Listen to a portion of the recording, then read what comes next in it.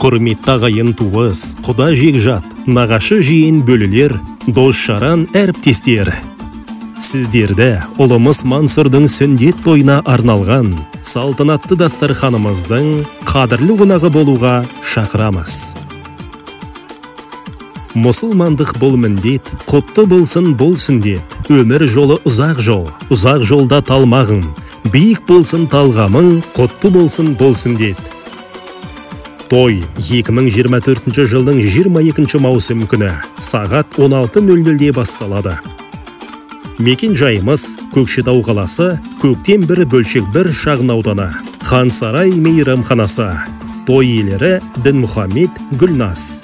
Сіздерді асыға күтеміз.